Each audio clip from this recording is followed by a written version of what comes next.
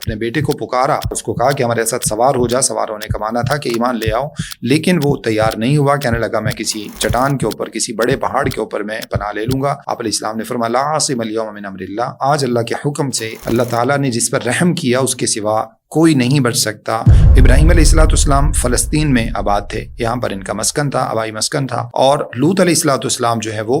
بحر میت کے نزدیک جنوب مشرق میں سدوم اور عمورہ یہ بستیاں تھیں جو لوط علیہ السلام کی تھیں۔ پھر اس کے بعد اللہ رب العزت فرماتے ہیں قیامت کا دن جو ہے وہ ایسا ہوگا یوم یأتی لا تکلم نفس الا باذنہ، جس دن کسی کو اللہ کے سامنے پر مارنے کی جرت نہیں ہوگی، زبان کھولنے کی جرت نہیں ہوگی، بات کرنے کی جرت نہیں ہوگی، ہاں الا باذنہ، مگر جس کو اللہ رب العزت اجازت دے دیں۔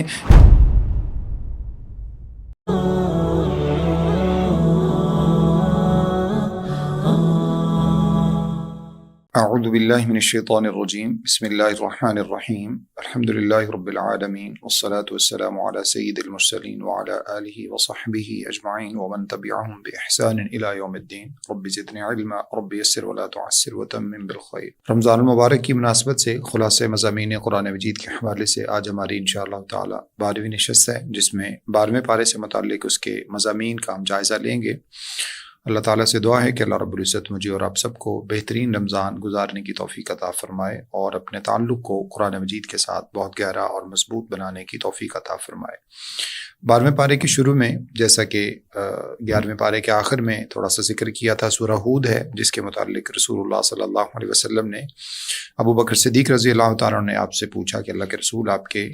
بال جو ہے وہ سفید ہونا شروع ہو گئے، تو اللہ کے رسول صلی اللہ علیہ وسلم نے ارشاد فرمایا کہ مجھے شیبتنی ہود و خواتوہا، مجھے ہود اور اس جیسی دوسری صورتیں جیسے سورہ نبا ہے اور سورہ تکویر ہے اور سورہ واقعہ ہے، فرمایا کہ مجھے ان صورتوں نے بوڑھا کر دیا۔ تو اس سے اس صورت کے مضامین اور اس کی اہمیت کا اندازہ ہوتا ہے۔ ابتدا میں اللہ رب العزت نے 12ویں پارے کے شروع میں فرمایا کہ وَمَا مِن دَابَّةٍ فِي الْأَرْضِ إِلَّا عَلَى اللَّهِ رِزْقُهَا وَيَعْلَمُ مُسْتَقَرَّهَا وَمُسْتَوْدَعَهَا كُلٌّ فِي كِتَابٍ مُبِينٍ، زمین کے اندر جتنے بھی چوپائے ہیں، جتنے بھی زیرو ہیں، جتنے بھی جاندار ہیں، ان سب کا رزق اللہ رب العزت نے اپنے ذمے لیا ہے۔ یہی وجہ ہے کہ اللہ رب العزت کافروں کو بھی رزق عطا فرماتا ہے، مشرکین کو بھی، منافقین کو بھی، اپنے نافرمانوں کو بھی، مسلمانوں کو بھی، اور اس کے علاوہ تمام جانداروں کو۔ اور اگر انسان کے بس میں یہ چیز ہو جائے، اللہ تعالیٰ رزق کا ذمہ انسان کو دے دے، تو جیسے بہت سی مثالیں ہمارے سامنے آتی ہیں، انسان شاید اپنے سوا، اپنے رشتہ داروں یا اپنے من پسند لوگوں کے سوا کسی کو ایک دانہ بھی رزق کا نہ دے، تو یہ اللہ رب العزت نے اپنے ہاتھ میں رکھا ہے۔ یہی وجہ ہے کہ بعض مرتبہ ایک انسان جو ہے وہ بظاہر دنیاوی اعتبار سے وہ کسی بھی کیلیبر کا نہیں ہوتا، نہ تعلیم کے اعتبار سے، نہ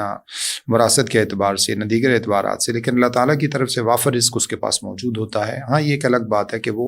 رزق اس کی آزمائش ہوتا ہے، یہ اللہ تعالیٰ کی طرف سے بطور نعمت و رحمت ہوتا ہے۔ اس کے بعد اللہ رب العزت فرماتے ہیں کہ اس اللہ رب العزت نے آسمان اور زمین کو 6 دنوں میں پیدا کیا، اور اس سے پہلے اس کا عرش، یعنی آسمان و زمین سے پہلے اس کا عرش پانی کے اوپر تھا۔ اور اس نے کس لیے پیدا کیا ہے؟ یہ مقصد حیات ہے جو اللہ نے ذکر کیا ہے، جیسے سورہ ملک میں بھی لِيَبْلُوَكُمْ أَيُّكُمْ أَحْسَنُ عَمَلًا، اس لیے اللہ رب العزت نے آسمان و زمین کو پیدا کیا ہے تاکہ اس بات کا اللہ رب العزت اندازہ لگائے، اس بات کو معلوم کرے کہ تم کتنے اچھے اعمال کر کے اللہ رب العزت کے ہاں بھیجتے ہو، کتنے زیادہ نہیں۔ اللہ تعالیٰ کو اچھے اعمال مقصود ہیں، تو اس لیے ہمیں ہمیشہ جو ہے وہ اللہ تعالیٰ کو راضی کرنے والے اخلاص کے ساتھ اعمال کرنے چاہیے۔ اللہ تعالیٰ ہم سب کو توفیق عطا فرمائے۔ اس کے بعد اللہ رب العزت ارشاد فرماتے ہیں اگلے رکوع میں، رکوع نمبر 2 ہے اس سورہ کا بھی اور پارے کا بھی، اس میں اللہ رب العزت فرماتے ہیں کہ جب ہم انسان کو وَلَئِنْ أَذَقْنَا الْإِنسَانَ مِنَّا رَحْمَةً ثُمَّ نَزَعْنَاهَا مِنْهُ، یہ آیت نمبر 9 سے لے کر تقریباً آیت نمبر 11 تک ہے۔ اللہ تعالیٰ فرماتے ہیں کہ جب ہم کسی انسان کو کوئی اپنی رحمت کا مزہ چکھاتے ہیں اور اس کے بعد اس نعمت کو واپس لے لیتے ہیں، تو انسان کی فطرت یہ ہے کہ انسان مایوس ہو جاتا ہے اور کفر کرنے لگتا ہے، ناشکرا بن جاتا ہے۔ اور اسی کو جب ہم اپنی نعمتیں اپنی واپس کر دیتے ہیں، یعنی اس پر اپنی نعمتیں نازل فرماتے ہیں اور اس کو فراوانی دیتے ہیں، تو پھر کیا کرتا ہے؟ لَيَقُولَنَّ ذَهَبَ السَّيِّئَاتُ عَنِّي إِنَّهُ لَفَرِحٌ فَخُورٌ، کہتا ہے کہ مجھ سے برائیاں دور ہو گئیں، لیکن اس کے نتیجے میں کیا کرتا ہے؟ وہ فخر کرنے لگتا ہے، تکبر کرنے لگتا ہے، یعنی دونوں طرف افراط و تفرید کا شکار ہے۔ اگر رزق میں کمی ہو جائے تو ناشکری کرتا ہے، اور فراوانی ہو جائے تو پھر تکبر اور غرور کرنے لگتا ہے۔ دونوں صورتوں میں ناشکری کرتا ہے۔ یہ کسی کسی مومن کا شیوا نہیں ہے۔ رسول اللہ صلی اللہ علیہ وسلم صحیح حدیث میں ارشاد فرماتے ہیں ان عجبا لامر المؤمن، مومن کا معاملہ تو بڑا ہی خوبصورت ہے، اگر اس کو کوئی تکلیف پہنچتی ہے تو اس کے اوپر صبر کرتا ہے تو اللہ نے اس کے لیے اجر رکھا ہے، اور اگر اس کو کوئی اللہ تعالیٰ کی طرف سے آسانی اور فراوانی ملتی ہے تو اس کے اوپر شکر کرتا ہے، تو اس صورت میں بھی اجر ہے۔ لہٰذا مومن کا شیوا یہ ہے اور یہی انسان کو اپنانا چاہیے۔ اس کے بعد اللہ رب العزت فرماتے ہیں آیت نمبر 13 میں کہ اگر تم یہ سمجھتے ہو، اگر یہ لوگ کہتے ہیں، خاص طور پر مشرکین مکہ اگر یہ کہتے ہیں کہ قرآن مجید جو ہے وہ گڑھا ہوا ہے، تو اللہ نے فرمایا ان سے کہیے فَأْتُوا بِعَشْرِ سُوَرٍ مِثْلِهِ مُفْتَرَيَاتٍ وَادْعُوا مَنِ اسْتَطَعْتُم مِّن دُونِ اللَّهِ إِن كُنتُمْ صَادِقِينَ۔ آپ ان سے کہیے کہ تم بھی اس طرح کی 10 صورتیں بنا کر لے آؤ، اور جن کو تم اپنے اللہ تعالیٰ کے سوا پکارتے ہو ان کو بھی ساتھ ملا لو، اگر تم اپنے اس دعویٰ میں سچے ہو تو پھر ایسا کر کے دکھا دو۔ لیکن اللہ رب العزت فرماتے ہیں کہ ایسا نہیں کر سکیں گے۔ جب ایسا نہیں کر سکے تو پھر آپ جان لیجئے، آپ سمجھ لیجئے کہ قرآن اللہ تعالیٰ کی طرف سے نازل کردہ ہے اور اس کے سوا کوئی معبود نہیں۔ تو پھر ان سے پوچھئے کہ کیا تم پھر اللہ تعالیٰ کی فرمانبرداری کرتے ہو جب تم عاجز آ چکے ہو تو اس کے باوجود یہ تیار نہیں ہوتے۔ اللہ فرماتے ہیں آیت نمبر 15 میں جو شخص دنیا کا ارادہ رکھتا ہے اور دنیا کی خوبصورتی کو چاہتا ہے نوفی الیہم اعمالہم فیہا وہم فیہا لا یبخسون، ہم ان کو پورے کا پورا جو وہ چاہتا ہے ہم اس کو دے دیتے ہیں۔ یعنی ایسا نہیں ہے کہ اللہ رب العزت کسی انسان کی محنت کو ضائع کرتے ہوں۔ کسی شخص کی محنت جو ہے وہ چاہے برائی کی طرف ہو یا اچھائی کی طرف ہو، اس کو اس کی محنت کا اجر ضرور مل جاتا ہے، لیکن اللہ رب العزت کی مرضی اور منشا کے مطابق ہوتا ہے یا نہیں ہوتا یہ بات کا معاملہ ہے۔ لیکن اللہ فرماتے ہیں کہ جو صرف دنیا کو ہی چاہتے ہیں اولئک الذین لیس لہم فی الآخرۃ الا النار، ان کو دنیا تو مل جاتی ہے لیکن آخرت میں ان کے سوا جہنم، ان کے لیے جہنم کے سوا کچھ نہیں ہے، جہنم کی آگ ہے۔ وحبط ما صنعوا فیہا وباطل ما کانوا یعملون، اور جو کچھ بھی انہوں نے دنیا میں اعمال کیے ہوں گے وہ سارے کے سارے ضائع ہو جائیں گے، کیونکہ انہوں نے اللہ کی رضا کے لیے نہیں کیے تھے بلکہ صرف دنیا کو حاصل کرنے کے لیے کیے تھے۔ تو اس وجہ سے دنیا کا ارادہ، صرف ایسی دنیا جو کہ اللہ تعالیٰ کی ناراضگی کا سبب بنتی ہو، اس کا ارادہ کرنا جائز نہیں ہے۔ البتہ وہ دنیا جو انسان کی ضروریات ہیں اور جائز امور ہیں اس کا ارادہ کرنا، اور اس میں اصل جو مطمع نظر ہے وہ آخرت ہو اور اللہ رب العزت کی رضا ہو، تو اس کا ارادہ کرنا اس میں کوئی حرج کی بات نہیں ہے۔ اس کے بعد اللہ رب العزت ارشاد فرماتے ہیں کہ سب سے زیادہ وہ ظالم شخص وہ ہے جو اللہ تعالیٰ پر جھوٹ باندھتا ہے۔ یہ لوگ قیامت والے دن اللہ رب العزت کے سامنے پیش کیے جائیں گے، اور اللہ رب العزت کے سامنے جو ہے نا وہ ان کی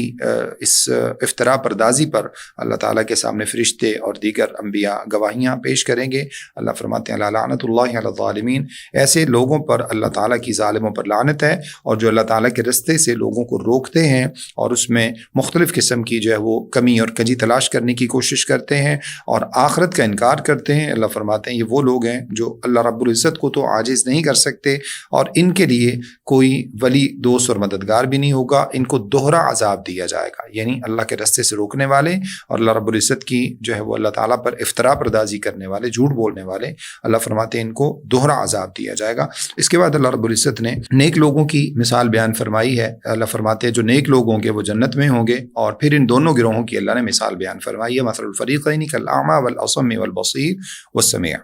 جو دونوں گروہوں کی مثال اللہ فرماتے ہیں کیسے، جیسا کہ اندھا اور بہرا ہے، اور دوسرا اس کے مقابلے میں جو کہ سننے والا اور دیکھنے والا ہے۔ یہ مومن اور اس کی کافر کی مثال ہے۔ اللہ فرماتے ہیں هل یستویان مثلا، کیا یہ دونوں برابر ہو سکتے ہیں؟ یقیناً برابر نہیں ہو سکتے۔ یہ استفہام انکاری ہے، جس کا معنی یہ ہوتا ہے کہ ایسا ممکن نہیں ہے۔ افلا تذکرون، تو پھر تم نصیحت حاصل کیوں نہیں کرتے؟ اس کے بعد اللہ رب العزت نے نوح علیہ السلام کے حوالے سے ان کے سلسلہ کو، ان کے واقعہ کو ایک اور پیرائے میں یہاں پر بڑی تفصیل کے ساتھ 2 رکوعوں میں ذکر فرمایا ہے۔ ابتدا میں اللہ رب العزت ارشاد فرمایا کہ نوح علیہ السلام نے اپنی قوم کو بتایا کہ میں تمہارے سامنے اللہ کی طرف سے ڈرانے والا بنا کر بھیجا گیا ہوں، اور ان کو توحید کی دعوت دی، لیکن سرداروں نے انکار کر دیا اور کہنے لگے، اعتراض جو ہے وہ پیش کیا وہ یہ تھا کہ ما نراک الا بشرا مثلنا، ایک تو یہ ہے کہ آپ ہماری طرح کے آدمی ہی نظر آتے ہیں، یعنی کسی اور مخلوق سے نہیں ہے۔ یہ وہی پرانا اعتراض ہے جو ہمیشہ سے چلا آتا ہے، اور آج کے بھی اللہ تعالیٰ لوگوں کو ہدایت نصیب فرمائے، وہ بھی نبی صلی اللہ علیہ وسلم کی بشریت کا انکار کرتے ہیں کہ ایسا کیسے ممکن ہو سکتا ہے کہ ایک بشر جو ہے وہ اس کو نبی بنا کر بھیج دیا جائے۔ تو یہ پہلے لوگوں کی، پہلی امتوں کا بھی یہی طریقہ کار تھا۔ وما نراک اتبعک الا الذین مرادلنا بادی الرأی، پھر کہنے لگے دوسرا اعتراض یہ ہے کہ آپ کے پیچھے چلنے والے زیادہ تر غریب، فقیر اور مسکین قسم کے لوگ ہیں۔ تیسرا اعتراض یہ ہے کہ وَمَا نَرَىٰ لَكُمْ عَلَيْنَا مِن فَضْلٍ بَلْ نَظُنُّكُمْ كَاذِبِينَ۔ تیسرا اعتراض یہ ہے کہ آپ ہمارے ہی جیسے نظر آتے ہیں، آپ کو ایکسٹرا کوئی اللہ تعالیٰ کی طرف سے فضل یا کوئی اضافی جو ہے وہ چیزیں نہیں دے کر بھیجا گیا ہے، یعنی کوئی ایسا جو ہے وہ مطلب جو ہے وہ اس طرح کی چیزوں کا تقاضا کر رہے ہیں گویا کہ ان کے ساتھ جو ہے نا وہ کوئی آسمان سے فرشتے نازل ہو رہے ہوتے، یا اللہ تعالیٰ خود نازل ہو رہے ہوتے، یا ان کے ساتھ جو ہے وہ اس طرح کی کوئی جو ہے مافوق العقل کوئی اس طرح کی چیزیں جو ہے وہ نازل ہو رہی ہوتی، تو پھر تو ہمیں لگتا ہے، یا ان کے ساتھ کوئی جو ہے وہ سونے کے پہاڑ ہوتے، یا ان کے ساتھ کوئی بہت بڑا لشکر نازل ہوتا، یعنی کوئی بھی اس طرح کی چیز، تو کہنے لگے چونکہ آپ تو ہمارے ہی جیسے ہیں اور اس وجہ سے جو ہے وہ ہم آپ پر ایمان نہیں لانے والے بلکہ آپ کو جھوٹا سمجھتے ہیں۔ نبی علیہ الصلوۃ والسلام نے فرمایا کہ حالانکہ میں نے تمہارے اندر زندگی گزاری ہے، اور پھر ارشاد فرمایا کہ دیکھو میں تم سے کسی قسم کے مال کا تقاضا نہیں کرتا، اور رہا مسئلہ یہ کہ جو تم سمجھتے ہو کہ میرے ساتھ جو چلنے والے ہیں فقیر، مسکین اور اس ٹائپ کے لوگ ہیں، اور تم سمجھتے ہو کہ میں ان کو چھوڑ دوں گا، تو فرمایا کہ دیکھو ان کو میں کسی بھی صورت نہیں چھوڑوں گا، بلکہ میں تم لوگوں کو نادان اور جاہل سمجھتا ہوں۔ اور اس کے بعد ارشاد فرمایا کہ دیکھو اگر میں نے ان کو چھوڑ دیا تو اللہ کے سوا میری کون مدد کرے گا۔ یہ ایسے ہی ہے جیسے ایک مرتبہ رسول اللہ صلی اللہ علیہ وسلم نے کچھ سرداران قریش جو تھے ان کو آپ صلی اللہ علیہ وسلم اسلام کی دعوت دے رہے تھے، تو اس دوران عبداللہ ابن مکتوم رضی اللہ تعالیٰ عنہ تشریف لائے، اور چونکہ وہ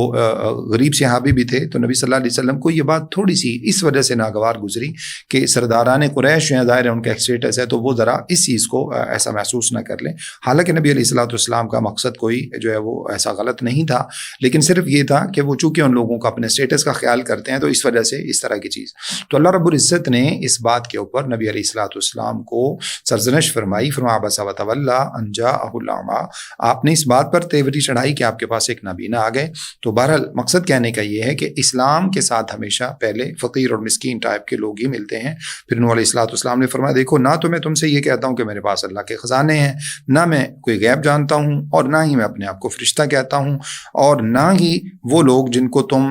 جو ہے نا وہ یہ سمجھتے ہو کہ وہ بڑے فقیر، مسکین اور گھٹیا قسم کے لوگ ہیں، نہ میں ان کے بارے میں یہ کہتا ہوں کہ اللہ ان کو کسی قسم کی کوئی خیر اور بلائی عطا نہیں فرمائے گا۔ تو بہرحال اس کے بعد جو ہے وہ ان لوگوں نے نبی علیہ الصلوۃ والسلام کو چھوڑ دیا، آپ کی قوم نے ایمان لانے کی طرف نہیں آئے۔ تو نبی علیہ الصلوۃ والسلام نے ارشاد فرمایا کہ اگر میں تمہیں کسی بھی طرح کی نصیحت کر دوں اور میں تمہیں خیر خواہی تمہارے ساتھ کرنا چاہوں، اگر اللہ نے تمہیں گمراہ کرنے کا فیصلہ کر لیا ہے تو پھر میری کوئی بھی نصیحت تمہیں فائدہ نہیں پہنچا سکتی۔ اس کے بعد اللہ رب العزت نے جب نبی علیہ الصلوۃ والسلام دعوت دے کر تھک گئے اور جو ہے وہ دنیاوی اور بشری تقاضوں کے پیش نظر جب آپ علیہ الصلوۃ والسلام کی انتہا ہو گئی تو اللہ رب العزت نے اب آپ کو کشتی بنانے کا حکم دیا۔ اللہ رب العزت نے اپنی آنکھوں کے سامنے یعنی اپنے سامنے فرمایا کہ ہماری نگرانی میں وہ کشتی بنائیے۔ نور اسلام نے کشتی بنائی تو وہ لوگ سارے مذاق کر رہے تھے۔ مذاق اس وجہ سے کر رہے تھے کہ وہ کہہ رہے تھے کہ یہاں پر تو پانی کی بوند بوند کو لوگ ترس رہے ہیں اور آپ کشتی بنا رہے ہیں، تو یہ کشتی چلے گی کہاں پر؟ ہمارے ان کو اس بات کا اندازہ نہیں تھا۔ اس کے بعد اللہ رب العزت نے نور اسلام کو فرمایا کہ اس کشتی میں تمام اہل ایمان کو سوار کرا لیجیے۔ آپ علیہ الصلوۃ والسلام کے ساتھ ایمان لانے والوں کی تعداد زیادہ سے زیادہ 80 ذکر کی گئی ہے، مفسرین نے اس کے علاوہ اس سے کم یا اس سے ایک دو افراد زیادہ، صرف اتنی تعداد جو ہے وہ اس کا ذکر کیا ہے۔ صرف اتنے لوگ آپ علیہ الصلوۃ والسلام پر ایمان لائے، اور ان میں آپ علیہ الصلوۃ والسلام کی جو ہے نا وہ 3 بیٹے اور ان کی بیویاں بھی شامل تھیں، اور چوتھا بیٹا یعنی سام، حام اور یافث، یہ تینوں بیٹے بھی ایمان لائے، ان کی بیویاں بھی ایمان لائیں، اور چوتھا بیٹا جو تھا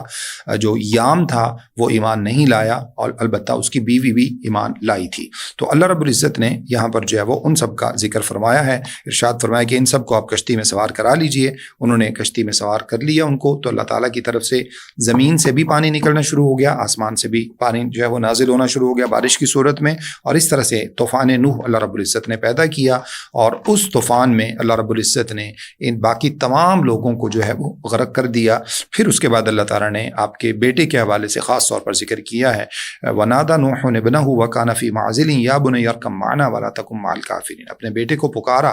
اس کو کہا، جو ایک کنارے پر تھا اس کو کہا کہ ہمارے ساتھ سوار ہو جا۔ سوار ہونے کا معنی تھا کہ ایمان لے آؤ، لیکن وہ تیار نہیں ہوا، کہنے لگا میں کسی چٹان کے اوپر، کسی بڑے پہاڑ کے اوپر میں پناہ لے لوں گا۔ آپ علیہ السلام نے فرمایا لا عاصم اليوم من امر اللہ، آج اللہ کے حکم سے اللہ تعالیٰ نے جس پر رحم کیا اس کے سوا کوئی نہیں بچ سکتا، اور اسی دوران ان دونوں کے درمیان ایک موج حائل ہو گئی، فکان من المغرقین، اور وہ بھی نوح علیہ السلام کی آنکھوں کے سامنے جو ہے وہ غرق ہونے والوں میں شامل ہو گیا۔ اس کے بعد اللہ رب العزت نے طوفان نوح کو روکا، یا ارض ابلعی ماءکی ویا سماء اقلعی، آسمان سے کہا کہ تو بھی اب تھم جا، اور زمین سے کہا کہ اپنے پانی کو واپس نکل لے، اور اللہ رب العزت نے اس کشتی کو جودی پہاڑ جو کہ موصل کے قریب ہے، وہی تقریباً نوح علیہ السلام کی قوم کا علاقہ تھا، وہیں پر اللہ رب العزت نے اس پہاڑ کے اوپر کشتی کو روکا۔ یہاں سے آپ اندازہ لگا سکتے ہیں کہ طوفان نوح میں کتنا شدید قسم کا طوفان تھا اور کتنا زیادہ اس میں پانی تھا، یعنی پہاڑوں کی چوٹیاں تک اس میں ڈوب گئی تھی۔ تو اس کے اوپر اللہ رب العزت نے اس کشتی کو روکا، اور اس کے بعد نوح علیہ السلام نے اللہ تعالیٰ سے کہا کہ اللہ، میرا بیٹا جو ہے وہ تو میرے اہل میں سے تھا، اور تیرا وعدہ سچا ہے، اور تو بڑا بہترین فیصلے کرنے والا ہے۔ اللہ نے فرمایا نوح علیہ السلام چونکہ وہ ایمان نہیں لایا، اس وجہ سے اس کا تیرے ساتھ کوئی تعلق نہیں، انہ عمل غیر صالح، اس کے اعمال ٹھیک نہیں تھے، وہ ایمان نہیں لایا، تو لہٰذا آج کے بعد ان سے ایسا سوال نہ کرنا جس کے بارے میں تمہیں علم ہو، اور میں تمہیں نصیحت کرتا ہوں کہ کہیں نادانوں میں سے نہ ہو جانا۔ تو نوح علیہ السلام نے فوراً اللہ رب العزت کے سامنے توبہ کی۔ بات جو یہاں سے ہمیں سمجھ میں آتی ہے وہ یہ ہے کہ انک لا تہدی من احببت ولکن اللہ یہدی من یشاء، اللہ جس کو چاہے اس کو ہدایت دے سکتا ہے، جس کو اللہ نہ چاہے اس کو ہدایت نہیں ملتی، چاہے وہ کسی نبی کا بیٹا کیوں نہ ہو، چاہے وہ کسی نبی کا باپ کیوں نہ ہو، یا اس کے علاوہ کوئی بھی ہو۔ اس کے بعد اللہ رب العزت نے نبی صلی اللہ علیہ وسلم کو فرمایا کہ یہ غیب کی خبریں تھیں جو ہم نے آپ کے سامنے بیان کی ہیں، اور اگلے رکوع میں اللہ رب العزت نے اگین قوم عاد کا تذکرہ کیا ہے، ان کی طرف جو نبی بھیجے گئے تھے ہود علیہ السلام، ان کا تذکرہ کیا ہے۔ انہوں نے جب دعوت دی تو وہ لوگ جو ہے وہ انہوں نے انکار کیا، اور ان کو کہنے لگے تو ہم تو سمجھتے ہیں کہ تجھ پر کسی عصیب کا سایہ ہے، تجھ پر کسی جو ہے وہ کسی جادو کا اثر ہے، الیاذ باللہ من ذالک۔ بہرحال آپ علیہ السلام نے فرمایا کہ دیکھو، ایک تو بات یہ ہے کہ میں تم سے کسی بھی طرح کے اجر کا اور مال کا تقاضا نہیں کرتا، میرا اجر اس اللہ رب العزت کی ذمہ ہے جس نے مجھے پیدا کیا ہے۔ یعنی اس کا مطلب یہ ہے کہ اگر میں تم سے کسی چیز کا تقاضا کرتا ہوں پھر تو تمہیں میری باتیں بری لگیں، لیکن جب میں کوئی تقاضا نہیں کرتا کسی مال کا، کسی اجر کا، کسی اس کے علاوہ بینیفٹ کا، تو پھر تمہیں صرف میری دعوت کو قبول کرنے میں کیا حرج اور کیا مذائقہ ہے۔ اس کے بعد ارشاد فرمایا کہ میری قوم کے لوگوں، اللہ تعالیٰ کے سامنے استغفار کرو، استغفار کی برکات اللہ نے بیان فرمائی ہیں، اور پھر اس کی طرف رجوع کرو، توبہ کرو۔ یرسل السماء علیکم مدرارا، برکتیں یہ ہیں کہ تم پر آسمان کو برستا ہوا بارش والا بنا کر بھیجے گا، یعنی آسمان سے رحمت کی بارشیں نازل ہوں گی۔ وَيَزِدْكُمْ قُوَّةً إِلَىٰ قُوَّتِكُمْ، اور تمہاری قوت میں اللہ رب العزت اضافہ فرما دے گا۔ نبی صلی اللہ علیہ وسلم نے ارشاد فرمایا من لزم الاستغفار جعل اللہ له من كل ضيق مخرجا، جو استغفار کو لازم پکڑ لیتا ہے اللہ ہر تنگی سے نکلنے کا رستہ اس کے لیے بنا دیتا ہے، اور جعل اللہ له من كل ضيق مخرجا ومن كل هم فرجا، ہر مشکل سے، ہر غم سے نکلنے کا اللہ رب العزت اس کے لیے رستہ بنا دیتا ہے، کشادگی پیدا کر دیتا ہے۔ وَيَرْزُقُهُ مِنْ حَيْثُ لَا يَحْتَسِبُ، اور اللہ ایسی جگہوں سے اس کو رزق عطا فرماتے ہیں جو کہ اس کے وہم و گمان میں بھی نہیں ہوتی۔ اس کے بعد اللہ رب العزت نے اس قوم پر عذاب کا تذکرہ کیا۔ جب انہوں نے انکار کر دیا تو اللہ رب العزت نے ان کے اوپر عذاب بھیجا جو کہ تیز آندھی کا عذاب تھا، 8 دن تک ان لوگوں کے اوپر وہ جاری رہا۔ پھر اللہ رب العزت نے ارشاد فرمایا کہ یہ وہ عاد اور یعنی قوم عاد کے لوگ تھے جنہوں نے اپنے رب کی نافرمانی کی اور تمام رسولوں کی نافرمانی کی، حالانکہ انہوں نے ہود علیہ السلام ایک نبی کو جو ہے وہ جھٹلایا تھا، تو اللہ تعالیٰ نے فرمایا کہ انہوں نے سب رسولوں کی نافرمانی کی۔ اس کا معنی یہ ہے کہ جس نے کسی ایک نبی کو جھٹلایا اس نے گویا کہ تمام انبیاء کو جھٹلا دیا۔ تو آج کے بھی وہ لوگ جو نبی صلی اللہ علیہ وسلم کی گستاخی کرتے ہیں اور خود جو ہے وہ کسی نبی کے پیروکار ہونے کا دعویٰ کرتے ہیں، وہ عیسائی ہوں یہودی، وہ یہ سمجھ لیں کہ اگر وہ نبی صلی اللہ علیہ وسلم کے حوالے سے اس طرح کے جذبات رکھتے ہیں تو وہ اپنے نبی کی تعلیمات کو بھی نہیں مانتے، اور اگر کوئی شخص اسلام کا انکاری ہے تو وہ اپنے مذہب کا بھی انکاری ہے، کیونکہ اس کے مذہب میں یہ باتیں موجود ہیں کہ جب نبی صلی اللہ علیہ وسلم تشریف لے آئیں تو وہ ان کے اوپر ایمان لے آئیں۔ تو یہ اللہ رب العزت نے یہاں پر جو ہے وہ قوم عاد کا تذکرہ کیا۔ اس کے بعد قوم صالح کا تذکرہ ہے، قوم سمود کا تذکرہ ہے، جن کی طرف اللہ رب العزت نے صالح علیہ السلام کو نبی بنا کر بھیجا ہے۔ یہ جو قوم تھی یہ حجاز اور شام کے درمیان وادی القریٰ کے مقام پر جو ہے وہ ان کا مسکن تھا، اور تبوک جاتے ہوئے رسول اللہ صلی اللہ علیہ وسلم نے صحابہ کرام کو معذب قوموں سے ڈرایا بھی اور فرمایا کہ یہاں سے تیزی سے گزر جاؤ۔ ایک روایت میں موجود ہے کہ بعض صحابہ نے وہاں سے جو ہے وہ کچھ پانی لے کر آٹا گوندا اور کھانے پکائے آئے تو آپ علیہ السلام نے وہ آٹا فرمایا کہ اونٹوں کو ڈال دیا جائے اور ہنڈیا جو ہے وہ فرمایا کہ ان کو انڈیل دیا جائے، ان کو ضائع کر دیا جائے، کھائی نہ جائے۔ بہرحال صالح علیہ السلام نے اپنی قوم کو دعوت دی، ان لوگوں نے دعوت کو نہ صرف مانا نہیں بلکہ بے جا قسم کے مطالبات کرنے لگے اور کہنے لگے کہ اگر اس چٹان سے جو ہے وہ اونٹنی نکل آتی ہے تو پھر ہم ایمان لے آئیں گے۔ اللہ رب العزت نے اونٹنی نکال دی اور فرمایا کہ اب یہ اللہ تعالیٰ کی نشانی ہے، اب اس کو چھوڑ دو، فذروها تأکل فی ارض اللہ ولا تمسوها بسوء فیأخذکم عذاب قریب، اب اس کو چھوڑ دو، یہ جہاں سے کھاتی ہے اس کو کھانے دو، جہاں سے پیتی ہے اس کو پینے دو۔ پانی کا جو ہے وہ مقرر کر دیا گیا ٹائم، ایک دن اونٹنی پیتی تھی، ایک دن جو ہے وہ قوم وہاں سے پانی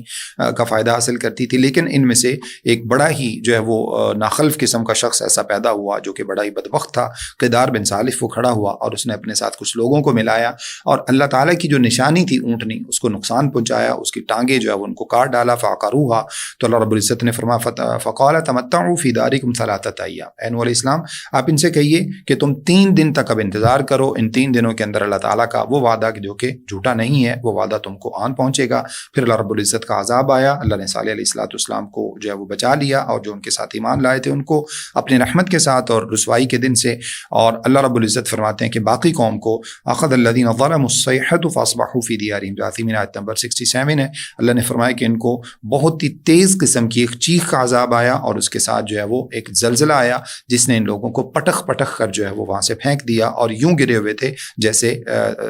درختوں کے تنے گرے ہوتے ہیں، اور اللہ رب العزت ارشاد فرماتے ہیں یوں ہو گئے گویا کہ ان کا یہاں پر نام و نشان بھی موجود نہیں تھا۔ اس کے بعد اللہ رب العزت نے ابراہیم علیہ السلام کے حوالے سے ذکر کیا ہے کہ ان کے پاس اللہ تعالیٰ کے فرشتے آئے، انہوں نے آ کر سلام کہا، ابراہیم علیہ السلام نے بھی سلام کہا، اور ابراہیم علیہ السلام کو معلوم نہیں تھا کہ یہ اللہ رب العزت کے فرشتے ہیں، چونکہ وہ لڑکوں کی شکل میں آئے تھے اور اس کے بعد ان کا ٹارگٹ لوط علیہ السلام کی قوم کی طرف جانا تھا، ان کو عذاب دینا تھا۔ انہوں نے اللہ تعالیٰ کی حکم سے ابراہیم علیہ السلام کو خوشخبری دینی تھی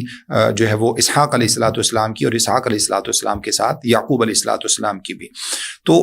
وہ فرشتے جب ابراہیم علیہ السلام کے پاس پہنچے تو ابراہیم علیہ السلام مہمان نوازی کے لیے ان کے سامنے جو ہے وہ بنا و بچڑا لے کر آ گئے، لیکن جب دیکھا کہ وہ تو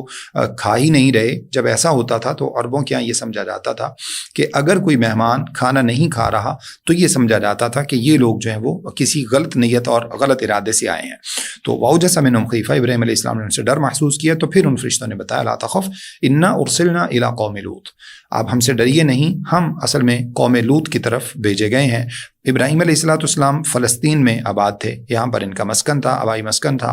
اور لوط علیہ السلام جو ہے وہ بحر میت کے نزدیک جنوب مشرق میں سدوم اور عمورہ یہ بستیاں تھیں جو لوط علیہ السلام کی تھیں۔ تو لوط علیہ السلام جو ہے وہ بعض روایات کے مطابق ابراہیم علیہ السلام کے چچا زاد ہیں اور بعض روایات کے مطابق ابراہیم علیہ السلام کے بھتیجے ہیں۔ بہرحال آپ علیہ السلام کا دونوں کا زمانہ، ابراہیم علیہ السلام اور لوط علیہ السلام کا زمانہ ایک ہی ہے۔ قرآن مجید کی ان آیات سے بھی اس بات کی جو ہے وہ نشاندہی ہوتی ہے۔ تو ابراہیم علیہ السلام کو اللہ رب العزت نے بیٹوں کی خوشخبریاں دیں، اور اس کے بعد جو ہے وہ آپ علیہ السلام کی بیوی وہاں موجود تھی، ان کو جو ہے وہ برکتوں کی دعائیں دیں، اللہ تعالیٰ کی رحمتوں کی دعائیں دیں، اور ساتھ میں یہ الفاظ بولے برکاتہ علیکم رحمۃ اللہ وبرکاتہ علیکم اہل البیت۔ ان سے کہا کہ آپ کو اللہ تعالیٰ کے معاملے سے تعجب ہوتا ہے، چونکہ دونوں کی عمر بہت زیادہ ہو چکی تھی اور اب اولاد کی امیدیں ختم ہو چکی تھی، تو فرمایا کہ اے اہل بیت، آپ کو اللہ تعالیٰ کے معاملات پر تعجب ہوتا ہے۔ اس سے یہ بات ثابت ہوتی ہے کہ اہل بیت میں سب سے پہلے بیوی شامل ہوتی ہے۔ جیسا کہ آج کل کچھ نام نہاد لوگ نبی صلی اللہ علیہ وسلم کے اہل بیت کا تذکرہ کرتے ہیں تو ان میں سے جو ہے وہ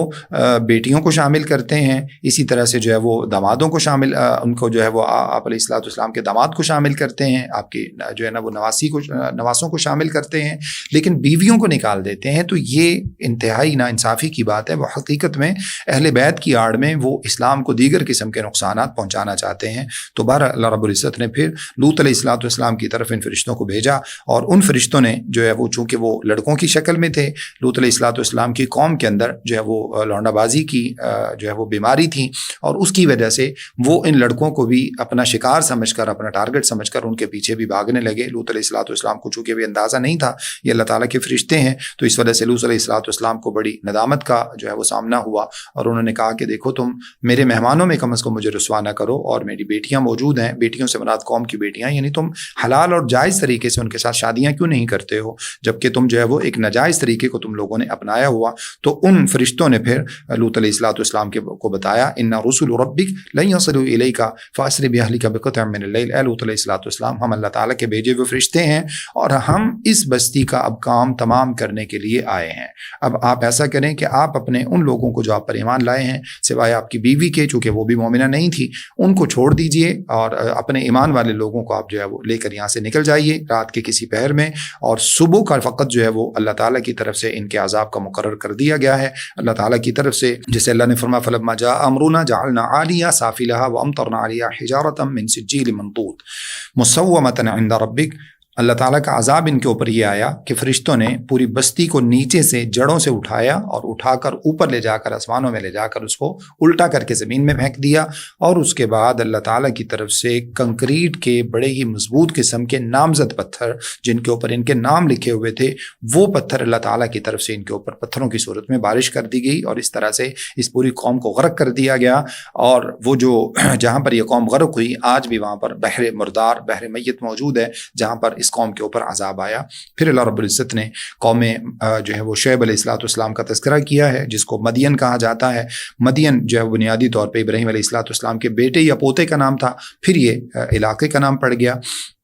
حجاز کے رستے میں معان کے قریب یہ علاقہ جو ہے وہ مدین کا پڑتا ہے۔ یہاں اللہ رب العزت نے شعیب علیہ السلام کو نبی بنا کر بھیجا، ان کی آپ علیہ السلام نے اپنی قوم کو دعوت دی، اس کی تفصیلات موجود ہیں، اور اس قوم نے اسی طرح سے جیسے پہلی قومیں انکار کرتی ہیں انہوں نے انکار کیا۔ ان لوگوں کے اندر ماپ اور تول میں بطور خاص کمی کی بیماری پائی جاتی تھی، ماپ تول میں کمی کرتے، اور لوگوں کو جب ماپ یعنی دیتے تو کم دیتے اور جب لیتے تو زیادہ لینے کی کوشش کرتے، یعنی ہر دو اعتبار سے ان کے اندر کمی تھی۔ تو اللہ تعالیٰ نے دونوں کی طرف نشاندہی کی، فرمایا یا قومی اوفوا المکیال والمیزان بالقسط ولا تبخسوا الناس اشیاء،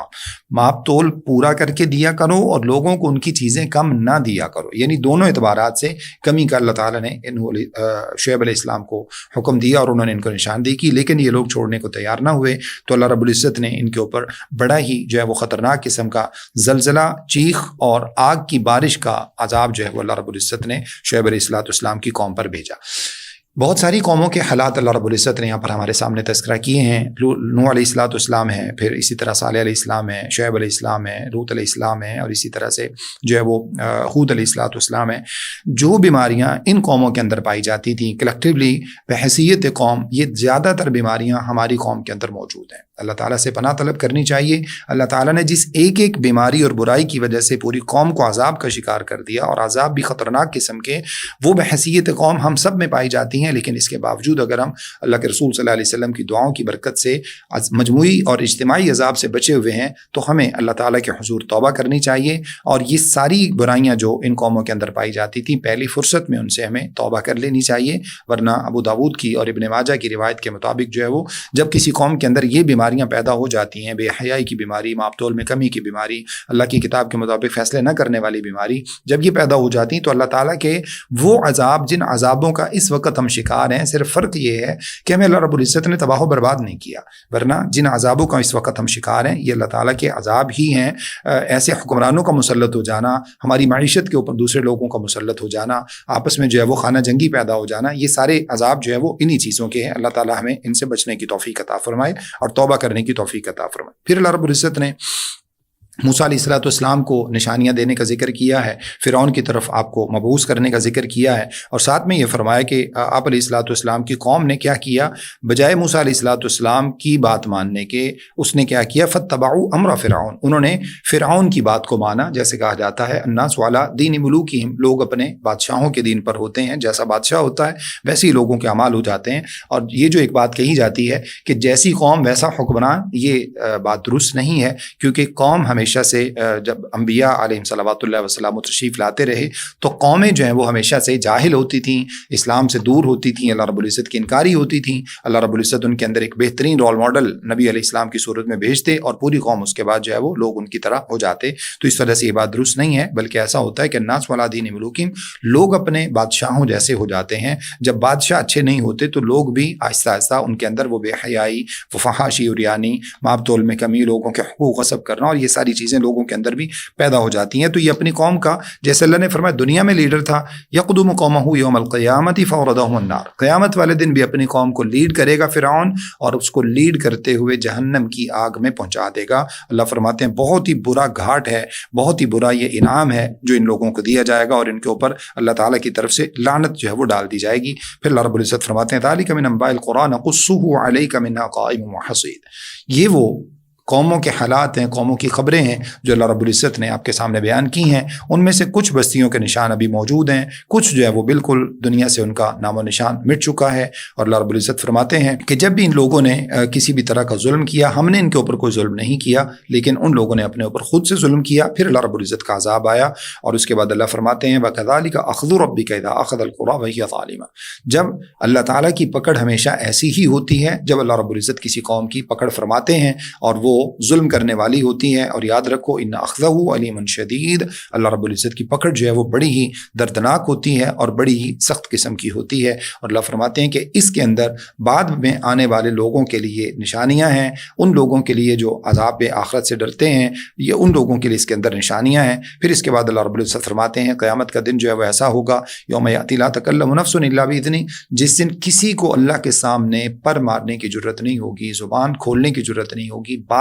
کرنے کی جرت نہیں ہوگی، ہاں الا باذن، مگر جس کو اللہ رب العزت اجازت دے دیں۔ اجازت کس کو دیں گے؟ رسول اللہ صلی اللہ علیہ وسلم ارشاد فرماتے ہیں قیامت والے دن کوئی بات نہیں کر سکے گا اللہ رب العزت کے سامنے سوائے انبیاء علیہم صلوات اللہ وسلام کے۔ اللہ ان کو اجازت دیں گے، اور جب اللہ ان کو اجازت دیں گے تو وہ بھی کیا بولیں گے؟ رب نفسی رب نفسی رب نفسی، اے اللہ ہمیں بچا لے، اے اللہ ہمیں بچا لے، اے اللہ ہمیں بچا لے۔ تو یہ اللہ تعالیٰ کی طرف سے اجازت ہوگی تو وہ بات کر سکے گا، ورنہ کسی کو بات بھی کرنے کی جرت نہ ہوگی۔ پھر اللہ رب العزت نے سعادت مند اور اسی طرح سے بدبخت دونوں جو ہے وہ قوموں کا اللہ رب العزت نے یہاں تذکرہ کیا ہے۔ اللہ فرماتے ہیں کہ جو لوگ بدبخت ہیں وہ بڑی ہی بھیانک قسم کی آوازیں قیامت والے دن نکالیں گے، جیسے گدوں کی پتلی اور موٹی آوازیں ہوتی، اس طرح کی آوازیں، اور جب تک آسمان و زمین قائم ہے اس وقت تک وہ جہنم کے اندر رہیں گے۔ آسمان و زمین سے مراد جو ہے وہ دنیاوی آسمان و زمین بھی ہو سکتے ہیں، اس اعتبار سے کہ عربوں کے اندر یہ محاورہ بولا جاتا تھا ما دامت السماوات والارض، جب کسی چیز کی ہمیشگی کو بیان کیا کرنا ہوتا تو کہتے ما دامت السماوات والارض، جب تک آسمان و زمین قائم ہے، چونکہ انسان کے ناطے سے، انسان کی عقل کے اعتبار سے یہ آسمان و زمین جو ہے وہ ہمیشگی پر دلالت کرتے ہیں، جبکہ دوسرے آسمان و زمین بھی اس سے مراد ہو سکتے ہیں جو کہ اس آسمان و زمین کے ختم ہونے کے بعد پیدا ہوں گے، اور وہ آسمان و زمین جو ہے وہ یقیناً کبھی ختم نہیں ہوں گے، تو یہ اس سے مراد ہے۔ پھر اللہ فرماتے ہیں کہ جو نیکوکار لوگ ہیں وہ جنتوں میں ہوں گے اور اس میں بھی ہمیشہ رہیں گے ما دامت السماوات والارض، جب تک آسمان و زمین قائم رہیں گے۔ اور اللہ فرماتے ہیں کہ یہ ایسی اللہ تعالیٰ کی عطا ہے جو کبھی ختم ہونے والی نہیں ہے۔ اس کے بعد اللہ رب العزت نے اس رکوع کے آخر میں نماز قائم کرنے کے حوالے سے فرمایا واقعی الصلاۃ طرفی النہار وزلفا من اللیل ان الحسنات یذہبن السیئات، دن کے دونوں کناروں میں اور رات کی گھڑیوں میں نماز قائم کیجیے۔ ابن کثیر رحمہ اللہ فرماتے ہیں کہ شاید یہ آیت جو ہے وہ اس وقت کی ہے جب ابھی نماز فرض نہیں کی گئی تھی، یعنی واقعہ معراج سے پہلے کی آیت ہے، اور چونکہ اس سے پہلے صرف 3 ہی نمازیں تھیں جو کہ مسلمانوں پر فرض تھیں، اور مسلمانوں پر بلکہ یہ ہے کہ صرف یہی نمازیں جو ہے وہ پڑھی جاتی تھیں، اور اس کے بعد اللہ رب العزت نے جب 5 نمازیں فرض قرار دے دی تو پھر یہ آیت جو ہے وہ منسوخ ہو گئی اپنے اس معنی کے اعتبار سے۔ دوسرے الفاظ میں اللہ فرماتے ہیں ان الحسنات یذہبن السیئات، نیکیاں برائیوں کو لے جاتی ہیں۔ اس کا کیا مطلب ہے؟ جیسے رسول اللہ صلی اللہ علیہ وسلم نے ارشاد فرمایا وخالق الناس بخلق حسن واتبع السیئۃ الحسنۃ تمحوها وخالق الناس بخلق حسن، آپ نے ارشاد فرمایا کہ جب کبھی برائی ہو جائے اس کے پیچھے نیکی لگا دیا کرو، یہ نیکی تمحوہا اس برائی کو مٹا ڈالے گی۔ صحیح حدیث میں رسول اللہ صلی اللہ علیہ وسلم ارشاد فرماتے ہیں الصلوات الخمس والجمعۃ الى الجمعۃ والرمضان الى رمضان مکفرات لما بینہن اذا اجتنبت الکبائر او کما قال علیہ الصلوۃ والسلام، فرمایا کہ 5 نمازیں بیچ میں آنے والے تمام صغیرہ گناہوں کا کفارہ بن جاتی ہیں، ایک جمعہ سے دوسرے جمعہ تک آپ بیچ میں آنے والے تمام گناہوں کے لیے کفارہ بن جاتے ہیں، یعنی جب انسان ان کا اہتمام کرتا ہے۔ ایک رمضان کے روزے جب اہتمام کے ساتھ رکھتا ہے کوئی شخص، اور پھر اس کے بعد دوسرے رمضان کے بھی، تو بیچ میں آنے والے صغیرہ گناہ اللہ رب العزت ان کی برکت سے معاف فرما دیتے ہیں۔ تُنِبَتِ الْكَبَائِرُ، جب کبیرہ گناہوں سے انسان بچنے کی کوشش کرتا ہے تو اس کا مطلب یہ ہے کہ نیکیاں برائیوں کو مٹا دیتی ہیں، لہٰذا کبھی گناہ انسان سے سرزد ہو جائے فوراً انسان جو ہے وہ اللہ تعالیٰ کو راضی کرنے کی کوشش کرے اور نیکیاں کرنے کی کوشش کرے۔ اس کے بعد اللہ فرماتے ہیں کہ یہ جو کُلًّا نَقُصُّ عَلَيْكَ مِنْ أَنْبَاءِ الرُّسُلِ مَا نُثَبِّتُ بِهِ فُؤَادَكَ، یہ جو انبیاء کے قصے ہم نے آپ کے سامنے بیان کیے ہیں اس لیے تاکہ آپ کے دل کو ہم ثابت قدمی عطا فرمائیں، آپ کے دل کو مضبوط کر دیں، اور یہ ان واقعات کے اندر اللہ رب العزت نے موعظت اور نصیحت جو ہے وہ ایمان والوں کے لیے رکھی ہے۔ اس کے بعد سورہ یوسف شروع ہوتی ہے۔ سورہ یوسف جیسا کہ شروع میں اللہ رب العزت نے ارشاد فرمایا ہے الف لام را تلک آیات الکتاب المبین انا انزلناہ قرآنا عربیا لعلکم تعقلون، یہ کتاب مبین کی آیتیں ہیں جس کو ہم نے قرآن عربی بنا کر نازل کیا ہے تاکہ تم عقل حاصل کرو۔ اور اس کے بعد فرمایا کہ نحن نقص علیک احسن القصص بما اوحینا الیک ھذا القرآن، اس قرآن مجید کے اندر ہم نے آپ کے سامنے ایک بہترین قصہ بیان کیا ہے، وان کنت من قبلہ لمن الغافلین، اور اس سے پہلے آپ کو اس قصہ کے بارے میں کوئی خبر نہیں تھی۔ تو یوسف علیہ السلام کی سٹوری جو ہے وہ اللہ رب العزت نے یہاں پر بڑے ہی خوبصورت انداز میں، بڑے ہی اسباق کے ساتھ، بڑی عبرتوں کے ساتھ، بڑی ہی جو ہے وہ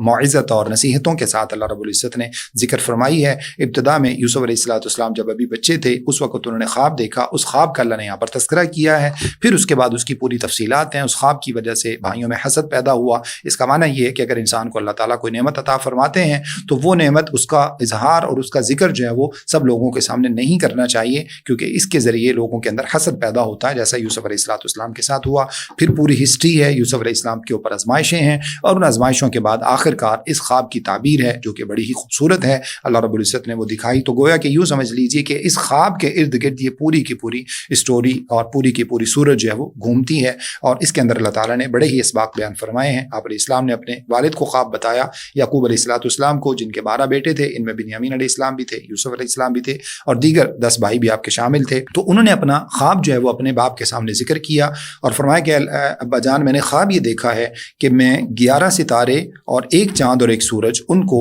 دیکھتا ہوں کہ وہ مجھے سجدہ کر رہے ہیں۔ تو یعقوب علیہ السلام نے فرمایا یا بنی لا تقصص رؤیاک علی اخوتک فیکیدوا لک کیدا ان الشیطان للانسان عدو مبین، اپنا خواب اپنے بھائیوں کے سامنے بیان نہ کرنا، ورنہ ان کے درمیان جو ہے وہ تمہارے خلاف کوئی چال چلیں گے، کوئی مکر کریں گے، کوئی اس طرح کا سلسلہ کریں گے، چونکہ شیطان جو ہے وہ انسان کا بڑا ہی کھلا دشمن ہے۔ اور دوسرا اپنے خواب کی تعبیر یہ فرمائی وَكَذَلِكَ يَجْتَبِيكَ رَبُّكَ وَيُعَلِّمُكَ مِن تَعْبِيرِ الْأَحَادِيثِ، اللہ رب العزت تجھے منتخب فرمائیں گے اپنا نبی، اور اس کے ساتھ فرمایا کہ اللہ تعالیٰ تمہیں خوابوں کی تعبیر کا علم عطا فرمائیں گے، اور اپنی اس نعمت کو جو کہ تیرے آبا و اجداد کے اوپر بھی اللہ رب العزت نے کی تھی، اس نعمت کو اللہ رب العزت تمہارے اوپر بھی پورا کریں گے۔ آبا و اجداد میں سے مراد ابراہیم علیہ السلام ہے، سب سے پہلے یعقوب علیہ السلام ہے، پھر ابراہیم علیہ السلام ہے، پھر اسحاق علیہ السلام ہے۔ ان ربک علیم حکیم، ابراہیم علیہ السلام کا نام پہلے ذکر کیا، اسحاق علیہ السلام کا نام بعد میں ذکر کیا، حالانکہ ترتیب کے اعتبار سے یعقوب پہلے، پھر اسحاق، اور اس کے بعد ابراہیم ہونا چاہیے، لیکن یہ آپ کی عزت افزائی کے پیش نظر پہلے ابراہیم علیہ السلام کا نام پیش کیا اور اس کے بعد اسحاق علیہ السلام کا نام پیش کیا۔ تو بہرحال اس کے بعد جو ہے وہ یہ سلسلہ شروع ہوتا ہے جو اللہ رب العزت نے یہاں پر تفصیل کے ساتھ بیان کیا ہے۔ اب بھائیوں کے دل میں حسد پیدا ہوا، انہوں نے فوری طور پر جو ہے وہ جب اس خواب کا پتہ چلا تو دیکھا کہ اس کو تو بڑی عزت افزائی مل رہی ہے اور اس طرح کے معاملات ہیں، اور یہ لگ بھی رہا ہے کہ اللہ رب العزت اس کو نبی کے عہدے پر منتخب کر لیں گے، تو سوچا اس کا خاتمہ ہی کیوں نہ کر دیا جائے۔ لہٰذا اپنے باپ سے کہا کہ ہم جو ہے وہ اپنے بھائی کو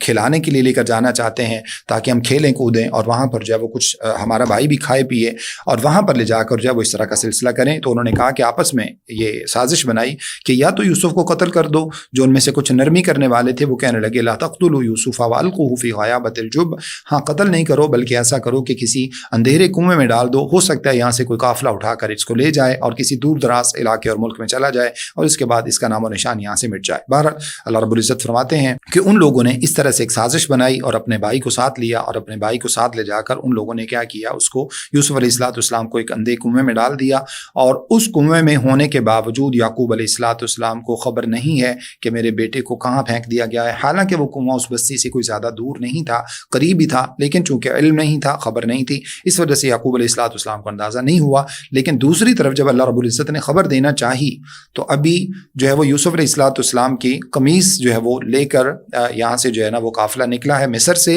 اور وہاں یعقوب علیہ السلام کو خبر لگ رہی ہے اور فرماتے ہیں کہ انی لاجد ریح یوسف، مجھے یوسف علیہ السلام کی خوشبو آ رہی ہے۔ تو یہاں سے اندازہ ہوتا ہے کہ انبیاء علم غیب نہیں جانتے، صرف وہ بات جانتے ہیں جو اللہ رب العزت نے ان کو بتائی ہوتی ہے۔ اور اس کے بعد ان بھائیوں نے کیا کیا، اس کو کنویں میں پھینکنے کے بعد قمیض کے اوپر جھوٹ موٹ کا خون لگایا، کسی جانور کا، کسی بکری کا، کسی بھی چیز کا اس سے سروکار نہیں ہے، وہ خون لگا کر اپنے باپ کے سامنے لا کر پیش کر دیا۔ اب باپ نے کہا کہ یہ ایک سازش ہے جو تم لوگوں نے آپس میں گڑھ لی ہے، میں تو صبر ہی کروں گا، اور اللہ رب العزت یقیناً میرے اس معاملات میں میری مدد فرمانے والا ہے جو کچھ تم بیان کرتے ہو۔ اس کے بعد ایک قافلہ وہاں سے گزر ہوا، اس قافلے والوں نے یوسف علیہ السلام کو اٹھایا اور دیکھا کہ یہ تو بڑا ہی خوبصورت بچہ ہے جو یہاں پر پڑا ہوا ہے، اور چونکہ اس وقت زمانہ ایسا تھا کہ اس وقت جو ہے وہ غلامی کا دور تھا، لوگ جو ہے وہ غلاموں کی خرید و فروخت کرتے تھے، تو انہوں نے ان کو ایک جو ہے وہ مال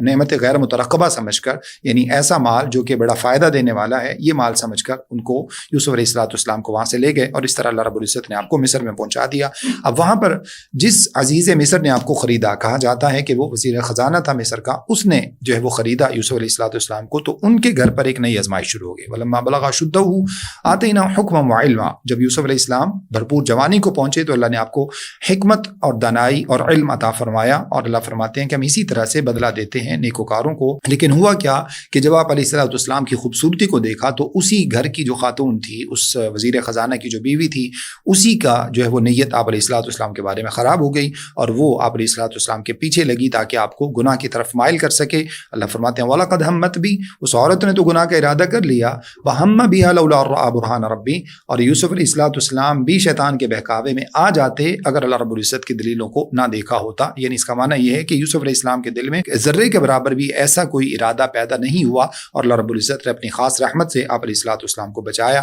اس کے بعد جو ہے وہ آپس میں بھاگتے ہوئے یوسف علیہ السلام کی قمیض پھٹ گئی، اور پھر جو ہے وہ اسی اسنا میں جو ہے وہ جب بھاگ رہے تھے آپ علیہ السلام اپنا دامن بچا کر، تو وزیر خزانہ جو تھا عزیز مصر جس کو کہا جاتا ہے، اس نے جو ہے وہ اس اسنا میں یوسف علیہ السلام کو اور اپنی بیوی کو دیکھا، اور اس کو اندازہ ہو گیا کہ یوسف بے قصور ہیں، لیکن اس کے باوجود اللہ رب العزت نے کسی دوسرے سے گواہی دلائی، اور اللہ فرماتے ہیں وَشَاهِدَ شَاهِدٌ مِّنْ أَهْلِهَا، یوسف علیہ السلام نے فرمایا کہ هِیَ رَاوَدَتْنِی عَن نَفْسِی، اسی نے مجھے بہلانے کی کوشش کی تھی، اور اس کی گواہی جو ہے وہ اس کے گھر والوں میں سے، ان لوگوں کے اہل میں سے کسی شخص نے دی۔ اس کے بارے میں جو کہا جاتا ہے کہ ایک بچے نے گواہی دی، یہ بچے کی گواہی والا سلسلہ درست نہیں ہے، چونکہ حدیث کے مطابق صرف 3 بچوں کے بچپن میں بولنے کا واقعہ موجود ہے، ایک عیسیٰ علیہ السلام کے بولنے کا ہے، ایک صاحب جریج کا ہے، اور تیسرا جو بچہ ہے وہ اصحاب الاخدود کا تھا۔ اس کے علاوہ چوتھے کسی بچے کے بولنے کا حدیث میں واقعہ موجود نہیں ہے۔ تو یہ ایک سمجھدار شخص تھا، اس نے یہ حل پیش کیا، اس نے کہا ان کان قمیص قد من قبل فصدقته من الكاذبین، اگر قمیص سامنے سے پھٹی ہے تو گویا کہ آپس میں الجھتے ہوئے پھٹی ہوگی،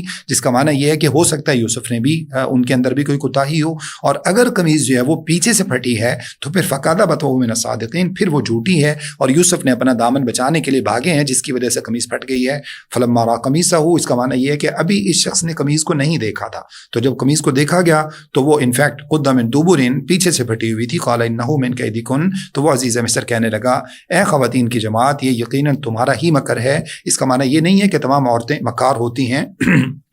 بلکہ مراد یہ ہے کہ جس کے اندر کوئی ایسا مکر پیدا ہو جائے۔ بحیثیت مجموعی اس نے یہ بات کی اور کہنے لگے ان کیدکن عظیم، تمہارے مکر، تمہاری چالیں بہت بڑی ہوتی ہیں، ان سے بچنا بہت مشکل ہے۔ اے یوسف علیہ السلام، آپ اس چیز سے اعراض کیجئے اور اللہ تعالیٰ کے حضور توبہ کیجئے، اور اپنی بیوی سے کہا کہ آپ جو ہے وہ تم جو ہے وہ اللہ تعالیٰ کے ہاں اپنے گناہ کی معافی مانگو، انکی کنت من الخاطئین، یقیناً تمہارا ہی قصور ہے۔ اب یہ بات جب اہل مصر میں پھیلی، اہل مصر کی عورتوں میں پھیلی، تو عورتوں کے اندر بھی یہ اشتہا پیدا ہوئی کہ ہم دیکھیں تو صحیح، اور باتیں بنانا شروع کی کہ وزیر خزانہ کی بیوی ہے، اپنے غلام کے اوپر جو ہے وہ اس طرح کی نظر اور اس طرح کی نیت رکھتی تھی۔ اس نے ایک دعوت کا ارینج کیا اور اس دعوت کے اندر ان سب کو بٹھا دیا۔ اللہ رب العزت نے اس کا بھی ذکر کیا ہے۔ اللہ رب العزت ارشاد فرماتے ہیں کہ پھر جب یوسف علیہ السلام کو اس دعوت میں بھیجا گیا، ان کی جو ہے وہ ان کو سروس دینے کے لیے، ان کے لیے فروٹ اور باقی چیزیں پہنچانے کے لیے، فلما رأینہ اکبرنہ وقطعن ایدیہن وقلنا حاشا للہ ما ھذا بشرا، جب انہوں نے یوسف علیہ السلام کی عظمت کو دیکھا، آپ کے حسن کو دیکھا، اپنے ہاتھوں پر چھریاں چلا بیٹھیں اور کہنے لگی حاشا للہ ما ھذا بشرا،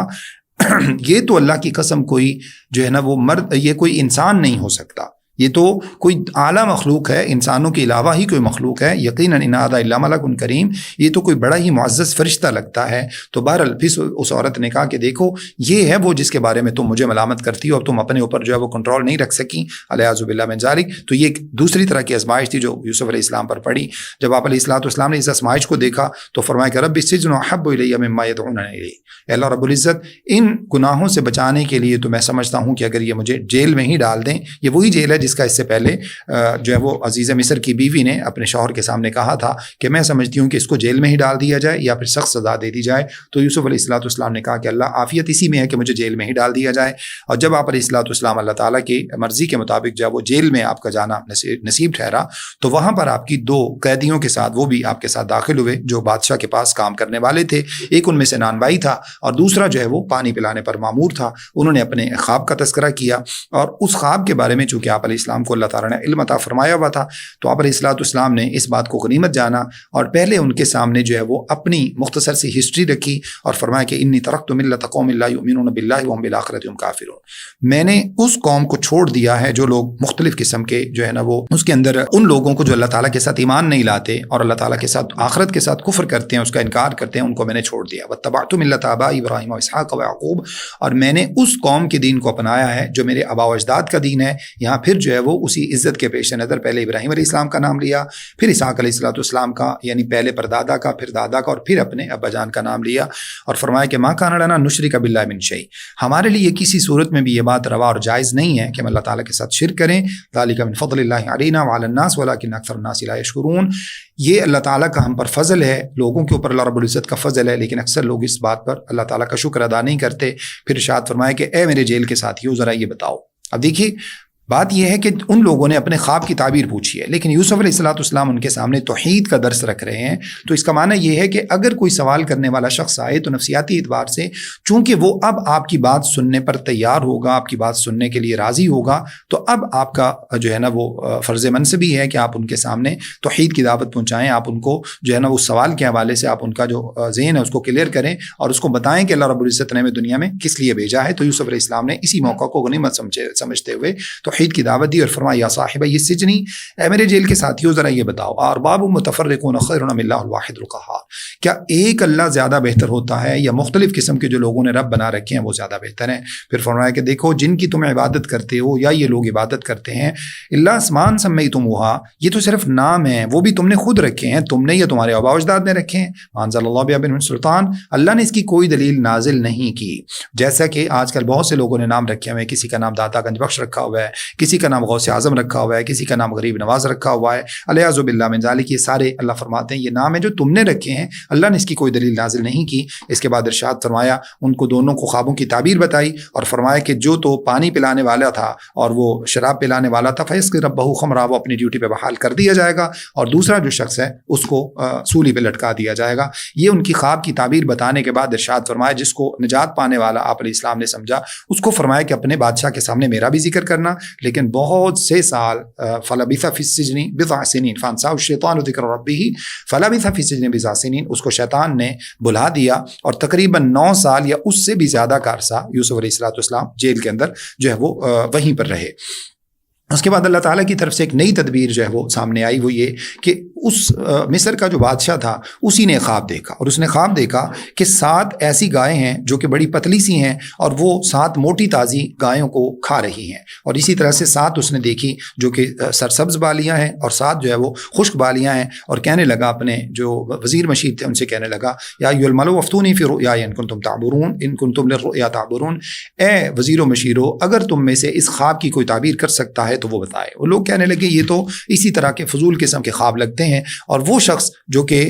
پانی پلانے کی ڈیوٹی پر بحال کر دیا گیا تھا چونکہ وہ بھی ان میں موجود تھا، وہ فوراً کہنے لگا وَذَّكَرَ بَعْدَ أُمَّةٍ أَنَا أُنَبِّئُكُم بِتَأْوِيلِهِ فَارْسِلُونَ، اس کو بڑے عرصے کے بعد یاد آیا کہ ہاں ہم نے اپنے خواب کی تعبیر یوسف علیہ السلام سے پوچھی تھی، اور جیل کے اندر ایک ایسا قیدی پڑا ہوا ہے جو کہ خوابوں کی تعبیر بڑی بہترین بتا سکتا ہے، اور اسی کی بنا پر میں آج بحال ہوا ہوں۔ تو وہ کہنے لگا کہ مجھے تھوڑا سا موقع دو، میں تمہیں آ کر یہ تعبیر بتاؤں گا۔ فوراً یوسف علیہ السلام کے پاس پہنچ پہنچا اور کہنے لگا افتینا فی سبع بقرات سمان یاکلن سبع عجاف وسبع سنبلات خضر واخر یابسات. اے یوسف یہ خواب کی تفصیلات ہیں، اس کی ذرا تعبیر بتائیے، شاید میں واپس لوٹ کر جو ہے وہ ان لوگوں کو بتاؤں اور وہ سمجھ سکیں کہ کیا معاملہ ہے. اب یوسف علیہ السلام نے اس کی تعبیر بھی بتائی اور اللہ رب العزت نے اپنی تدبیر کے ساتھ یوسف علیہ السلام کو جیل سے نکلنے کی جو ہے وہ تدبیر فرمائی. یوسف علیہ السلام نے فرمایا کہ یہ جو تمہارے خواب ہیں اس کا معنی یہ ہے کہ تزرعون 7 سنین دابا، پہلے تو تم 7 سال بڑی بہترین قسم کی جو ہے نا وہ کھیتی باڑی کرو گے، بہترین قسم کی فصلیں اٹھاؤ گے، اور اس کے بعد کیا ہوگا فما حصدتم فذروه فی سنبل اللہ قلیلا مما تاکلون،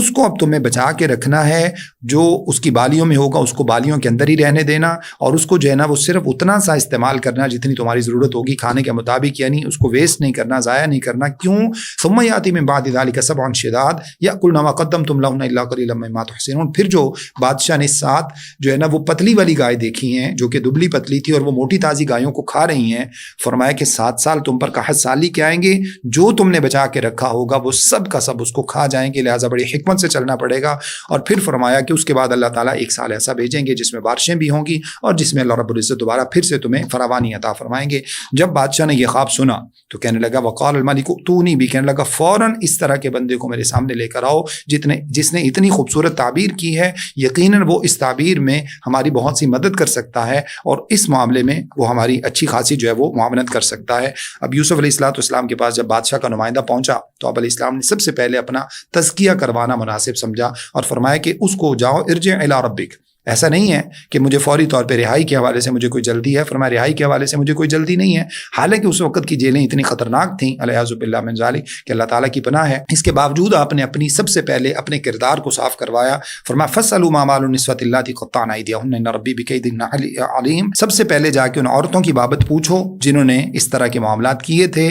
اور یقیناً اللہ رب العزت ان کے مکر کو میرے متعلق جو بہت خوب جانتا ہے. پھر اس نے بادشاہ نے بلا کر جب پوچھا اذ قال ما خطبكن اذ راودتن یوسف عن نفسی، اس نے بلا کر پوچھا کہ خواتین کی جماعت بتاؤ جب تم نے یوسف علیہ السلام کے معاملے میں تم لوگوں نے اس طرح کا یہ سلسلہ کیا تھا تو یہ کیا تھا، اس کی حقیقت کیا ہے؟ قلنا حاشا للہ ما علمنا علیہ من سوء، وہ کہنے لگیں اللہ کی قسم اس کے اندر کسی قسم کی کوئی برائی نہیں تھی، ہم ہی خطا کار تھی، ہم سے ہی کوتاہی ہوئی ہے. حتیٰ کہ یوسف علیہ السلام سے متعلق وہ زلیخا جو تھی اس نے بھی کہہ دیا قالت امرأۃ العزیز الآن حصحص الحق، امرات عزیز یعنی عزیز مصر کی بیوی کہنے لگی اب جب کہ حق واضح ہو چکا ہے تو میں بھی بتا دوں انا راودتہ عن نفسی، میں نے ہی یوسف علیہ السلام کو اس کے نفس سے متعلق جو ہے نا ورغلانے کی کوشش کی تھی. وَإِنَّهُ لَمِنَ الصَّادِقِينَ، اور اللہ کی قسم یوسف تو یقیناً سچوں میں سے ہے. اللہ فرماتے ہیں اس پارے کی آخری آیت ہے ذَلِكَ لِيَعْلَمَ أَنِّي لَمْ أَخُنْهُ بِالْغَيْبِ وَأَنَّ اللَّهَ لَا يَهْدِي كَيْدَ الْخَائِنِينَ، یہ اس لیے تاکہ اللہ رب العزت فرماتے ہیں تاکہ وہ جان سکے کہ أَنِّي لَمْ أَخُنْهُ بِالْغَيْبِ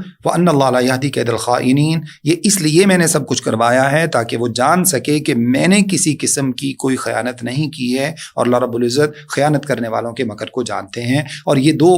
اس آیت کے مفہوم ہو سکتے ہیں. ایک ہو سکتا ہے کہ یہ عزیز مصر کی بیوی کا قول ہو، اس نے کہا ہو کہ یہ میں اس لیے گواہی دے رہی ہوں یوسف کی عدم موجودگی میں تاکہ یوسف جان سکے کہ میں نے ان کی عدم موجودگی میں ان کے اوپر کوئی الزام نہیں لگایا. دوسرا اس کا مطلب یہ ہے کہ یوسف علیہ السلام کا بھی یہ قول ہو سکتا ہے، انہوں نے فرمایا کہ یہ میں نے تصدیق جو کروائی ہے اس لیے کروائی ہے، اپنے کردار کی صفائی اس لیے پیش کی ہے تاکہ بادشاہ جان سکے کہ میں نے اس کی عدم موجودگی میں کسی طرح کی خیانت نہیں کی ہے. اللہ سے دعا ہے کہ جو کچھ میں نے آپ کے سامنے بیان کیا مجھے اور آپ سب کو سمجھنے، عمل کرنے اور آگے پہنچانے کی توفیق عطا فرمائے. استغفر اللہ لی ولکم ولسائر المسلمین، والسلام علیکم ورحمۃ اللہ وبرکاتہ.